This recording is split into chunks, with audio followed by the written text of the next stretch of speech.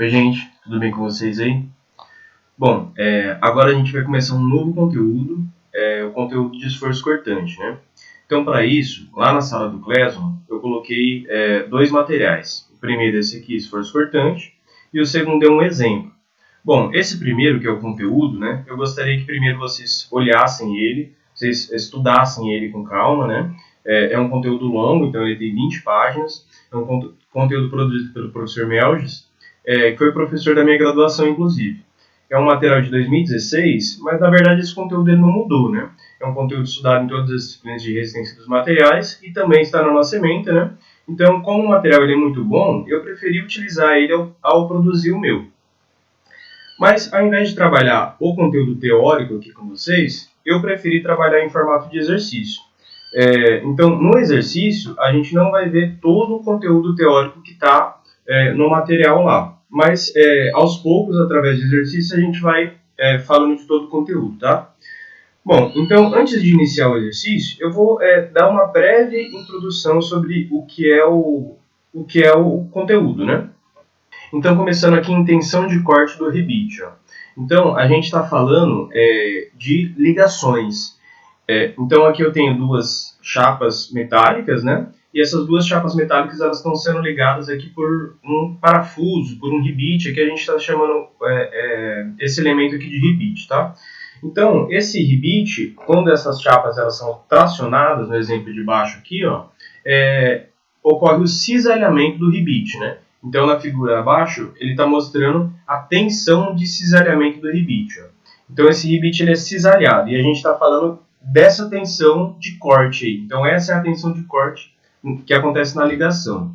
Então, essa tensão de corte no rebite, ela pode acontecer de formas diferentes de acordo com o tipo de ligação. Então, nessa ligação aqui, ó, eu tinha só uma ligação entre duas chapas. Aqui eu já tenho a chapa A sendo ligada à chapa B através da chapa C e da chapa D, tá vendo?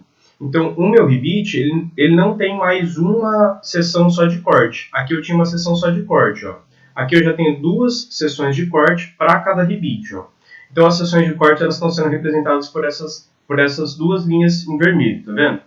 Então, aqui eu tenho o número de corte do rebite, e aqui na figura de baixo eu tenho um outro detalhe da ligação, né? Então, aqui eu estou vendo um corte e aqui eu estou vendo implanto, aqui embaixo. Então, essa força F que está tracionando a minha chapa, ela está sendo dividida para esses três rebites do lado direito aqui, ó. Então, eu tenho 3 rebites do lado direito, essa ligação é simétrica, então também tenho 3 rebites do lado esquerdo para transmitir esse esforço F, que está aqui, para esse ponto do outro lado da chapa, a chapa B. Bom, então, a equação ela fica da seguinte forma, né? O FR, que é o valor do esforço em cada rebite aqui, ó, ele vai ser o valor da normal, aqui a gente está chamando de F, né? O valor da normal dividido pelo número de rebites. É o número de rebites de um lado da ligação. Então, nesse caso aqui, são 3 rebites. Então, seria N por 3. Então, eu encontrei FR, agora eu vou encontrar a tensão de corte no rebite. Então, a tensão de corte no rebite é a força que está sendo aplicada no rebite dividido pela área dele, né? Ó. Então, é πd ao quadrado sobre 4. Então, esse aqui é o diâmetro do rebite, vezes 1 sobre o número de cortes. Então, o número de cortes, nesse caso aqui, ó, são 2 cortes. Se a ligação fosse como na figura anterior, ó, o número de cortes seria um só. Então, essa aqui é a área que está sendo aplicada. Então, se eu tenho mais de um corte, eu aumento essa área aqui. Então, por isso que aparece dividido pelo número de cortes aqui. Tá joia? Então, essa é a tensão de corte do rebite. Então, continuando, tem uma segunda verificação que a gente tem que fazer, que é a tensão de esmagamento, que ela pode acontecer na chapa ou na cobre-junta. A chapa, a gente vai entender aqui que é essa chapa que está sendo ligada. Então, a chapa A está sendo ligada à chapa B.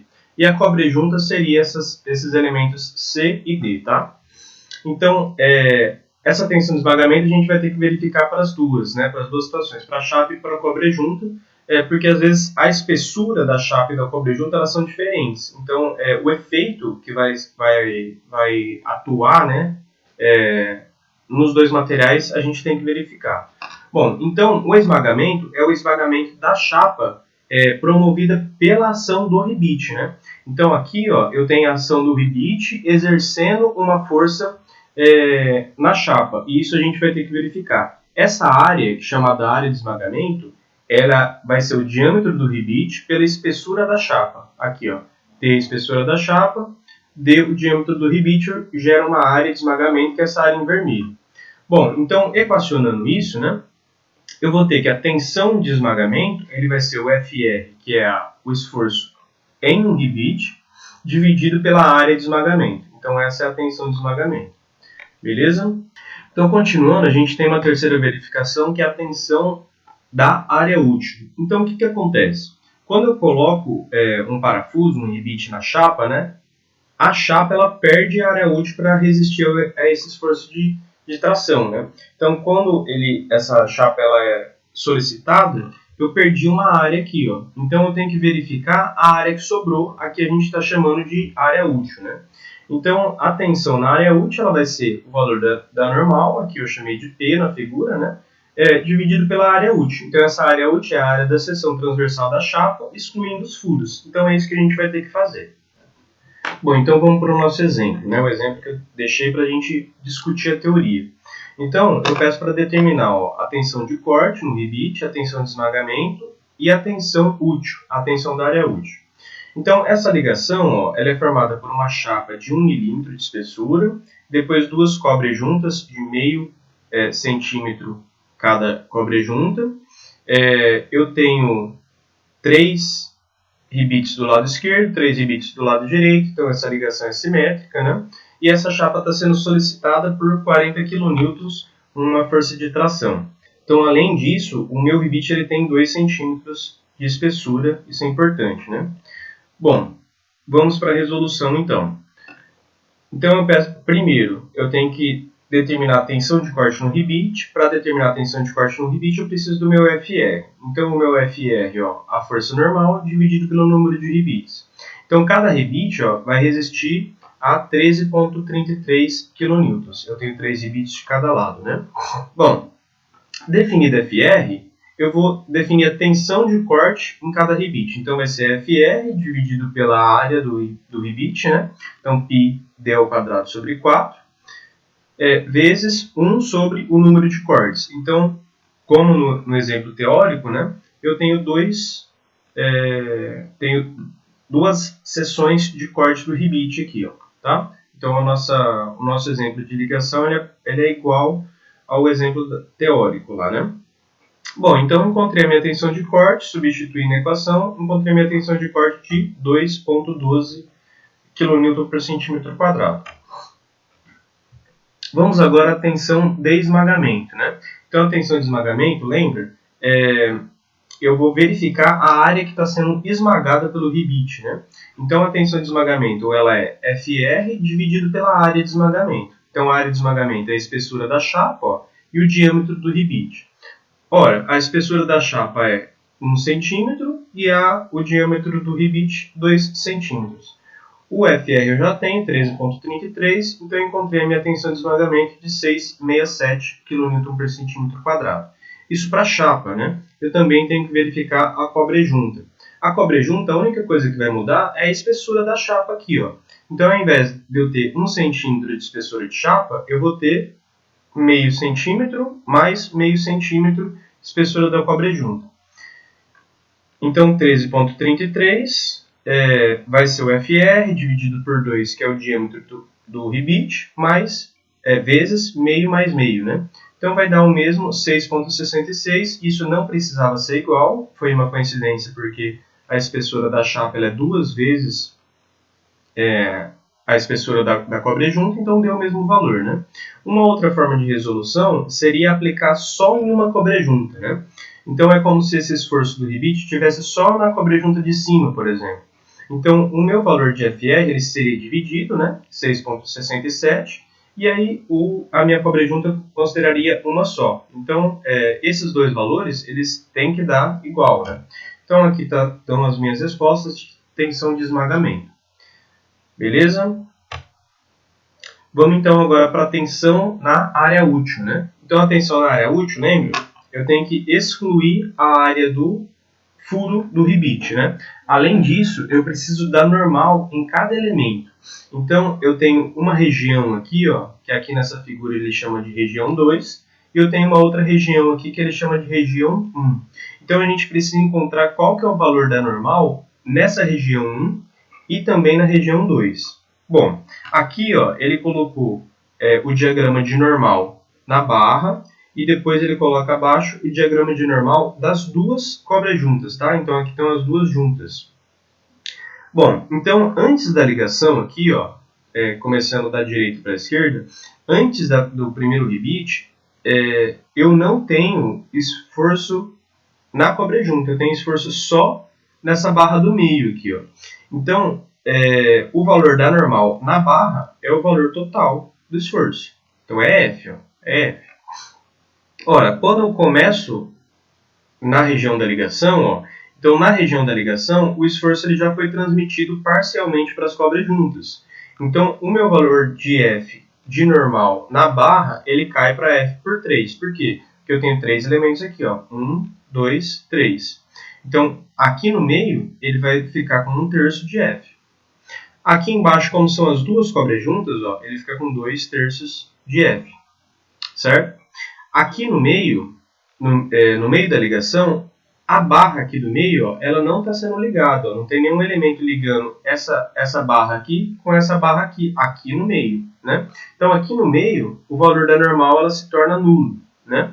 Então, todo o esforço ele passou para a cobra junta inferior e superior. Então, somando a ação da normal na cobra junta superior e inferior, eu tenho o valor de F. Beleza? Bom, vamos para o nosso exemplo então. No nosso exemplo, eu tenho uma ação de 40 kN de tração aqui, né? Gerando uma força normal. E essa força de 40 kN, ela vai passando gradativamente para as cobras juntas. Então, antes da ligação, a ação da normal é de 40 kN na chapa. Aqui eu coloquei cobra junta, chapa e cobra junta, né? Então, primeiro eu tenho 40 kN na chapa. Começo a ligação. Quando começa a ligação, ele divide por 3, né? Então vai ser 40 por 3 na primeira cobra junto, 40 por 3 na chapa do meio, 40 por 3 na segunda cobra junto. Então ficou 40 por 3 deu 13,33 na primeira cobra junta, na chapa e na cobra junta inferior. Bom, aqui no meio, ó, eu não tenho ação de normal na chapa, né? Então ação de normal é nula, é zero.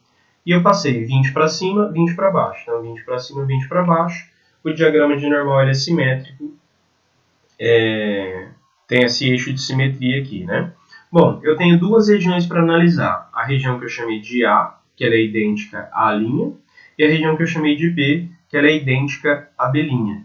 Eu tenho que verificar ainda a cobra junta e a chapa. Então, vamos lá. Bom, então, atenção, na área útil, eu vou começar com a chapa e vou verificar a região A ou a linha, né? Elas são idênticas. Então, atenção, na área útil, ele vai ser a ação de tração, né? A normal. Então, na região A, a linha, vamos voltar lá para ver, ó. A na chapa, então ele vai ser 40 kN. Ou na região A linha também vai ser 40 kN. Então, é 40 dividido pela área útil, lembra? Então, a área da chapa, ele vai ser a largura da chapa, que é 20 centímetros, tá aqui, ó, 20 centímetros, vezes a espessura da chapa, que é 1 centímetro, tá aqui, ó. Então, vai ser a área da chapa menos os furos. Então, na região A, eu tenho dois furos, ó. Então, os furos, eles têm um diâmetro, que é 2 centímetros, vezes a espessura da chapa, que é 1 centímetro. Como eu tenho dois furos, número de rebites é igual a 2. Então, essa área aqui, ó, vai ser a minha área útil. Vai ser a área que vai sobrar de chapa de fato, né? Então, resolvendo a continha aí, né, vai dar 2,5 kN por centímetro quadrado. Eu sei que essa região aqui, para a chapa, ela vai ser a mais solicitada. Por isso que eu testei ela. Mas, pode ficar aí para você tentar fazer em casa, essa região B', né? O que vai mudar? Vai mudar que eu vou ter um rebite só. Vai mudar também a minha ação de normal. Então, a minha ação de normal na chapa, nessa região B, ela cai para 13,33. Então, substitui aí depois, ó, 13,33 aqui e aqui você vai substituir por um rebite só. Beleza? Bom, vamos para a verificação da cobre-junta. Então, para a verificação da cobre-junta, eu verifiquei a região B ou B'.